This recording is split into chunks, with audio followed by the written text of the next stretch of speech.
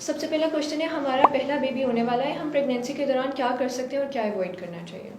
अच्छा जी, pregnancy is a natural कहते हैं कि फिनोमिना, इसको डिजीज़ तो हम नहीं लेते, तो इसलिए बी हैप्पी, बी कॉम, जो आप नॉर्मल कर रहे होते हैं वही करें। बस कुछ कॉमन सेंस की बातें हैं कि वज़न ना उठाएं, लॉन्ग ट्रैवल ना करें, आपस में मियाँ बीवी का ताल्लुक भी आप कायम रख सकते हैं, और ये है कि बीमार होने से बचें। तो जब भी आप किसी पब्लिक स्पेस में जाएं तो आप मास्क पहन के जाएं, अच्छी डाइट लें। परफेक्ट। अगला है, मुझे पीरियड्स में बहुत पेन होता है, क्या ये नॉर्मल है या कोई मसला है? अच्छा, नॉर्मल तो हम तभी कहते हैं जब हम रूल आउट कर लेते हैं कि कोई एबनॉर्मेलिटी नहीं है।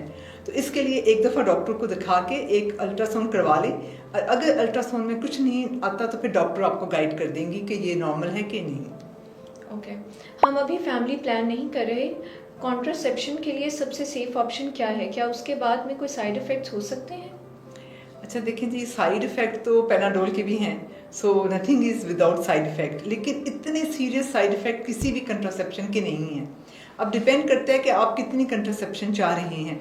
अगर तो ओनली फॉर 1 और 2 ईयर्स है तो पिल्स आर दी बेस्ट, लेकिन अगर आप 5 साल की, जिस तरह बात होता है कि आपकी कोई इमिग्रेशन का मसला है, लंबी फैमिली प्लानिंग चाह रहे हैं, तो फिर long acting reversible contraceptions are the best. Alright. अगला है, बेबी के बाद मेरी हेल्थ का ख्याल कैसे रखूं, कुछ टिप्स बता दें। सबसे ज़्यादा ज़रूरी होता है अच्छी डाइट और पूरी नींद, क्योंकि बेबी के बाद यही प्रॉब्लम होती है कि माँ बेबी के साथ बिजी हो जाती है और उसको ना नींद पूरी मिल रही होती है, ना ही वो अपनी डाइट का ख्याल रख रही होती है। तो आप इन 2 चीज़ों का ख्याल रखें तो इंशाल्लाह you will be happy. Okay. मुझको कंसीव करने में मुश्किल हो रही है, क्या करना चाहिए? अब इसके लिए तो फिर डॉक्टर से मशवरा बहुत ज़रूरी है, क्योंकि ज़ाहिर है पता चले कि क्या वजह है। बहुत सारी प्रॉब्लम्स हो सकती हैं जो कि इनफर्टिलिटी की रीजंस हैं, लेकिन ये है कि अगर आप दोनों मियाँ बीवी साथ रह रहे हैं तो हफ्ते में 2 से 3 दफ़ा ज़रूर मिलना चाहिए, और उसके बावजूद अगर 3 महीने में प्रेगनेंसी नहीं होती तो फिर डॉक्टर को दिखा लें। ऑलराइट। क्या नॉर्मल डिलीवरी के बाद वजाइना लूज हो जाती है, इसका कोई इलाज है? जी जनाब, आजकल तो एस्थेटिक गायनेकोलॉजी का ज़माना है, तो पहले भी, डिलीवरी से पहले भी पेल्विक फ्लोर एक्सरसाइजेस करनी चाहिए। डिलीवरी के वक्त बहुत ज़्यादा पुश नहीं करना चाहिए, ओनली जब एंड पे बेबी का हेड नज़र आने वाला हो जाता है तब पुश करके बेबी को निकालना चाहिए। फिर बाद में जो छिल्ला होता है उसमें भी पेल्विक फ्लोर एक्सरसाइजेस करनी चाहिए। अब फिर जाहिर है आजकल एस्थेटिक गायनेकोलॉजी अवेलेबल है, बड़ी मसाजेज़ हैं, बड़े क्रीम हैं, लेज़र्स हैं, सब कुछ अवेलेबल है। ओके। मैं प्रेग्नेंट हूँ लेकिन मेरा शुगर और ब्लड प्रेशर हाई हो जाता है, क्या करूँ?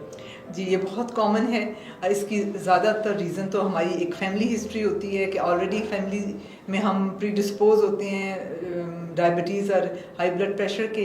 और दूसरा पे ये हो जाता है कि हमारा सीडेंट्री लाइफस्टाइल हो जाता है, पहले भी हम कुछ नहीं कर रहे होते, हमने कुक भी रखा हुआ है, मुलाजमा भी रखी हुई है, ड्राइवर भी रखा हुआ है, तो उसके बाद प्रेग्नेंट होकर हम और ज़्यादा ज़रा हो जाते हैं, तो इस वजह से ये प्रॉब्लम शुरू होती हैं। लेकिन ये कि ज़ाहिर है इनको तो फिर मेडिकली ही कंट्रोल करना पड़ता है, क्योंकि these are dangerous for your health. क्या पीरियड्स के दौरान सेक्सुअल रिलेशनशिप सेफ है? नहीं जी, ये तो इस्लामी तौर पे भी मना है, और मेडिकली भी हम कहते हैं कि इसको अवॉइड किया जाए। ओके। क्या डिलीवरी के बाद गुस्सा और टेंशन नॉर्मल है या कोई मेंटल हेल्थ इशू भी हो सकता है? थोड़ा सा बेबी ब्लूज कहते हैं इसको, तो अगर तो इस हद तक है कि आपको भी पता चल रहा है कि ये मैं चिड़चिड़ी हुई हूँ, और हो सकता है वही बात के थकावट की वजह से, ओवर एग्जर्शन की वजह से, नींद ना पूरी होने की वजह से हो रहा है, तब तक तो ठीक है। लेकिन अगर आपको लगे कि ये डिप्रेशन की तरफ जा रहा है या कोई सुइसाइडल थॉट्स जहन में आ रही हैं, देन आपको यू नीड हेल्प और आपको डॉक्टर को दिखाना चाहिए। ओके। क्या एज बढ़ने के साथ फर्टिलिटी कम हो जाती है, कितनी एज तक कंसीव कर सकते हैं?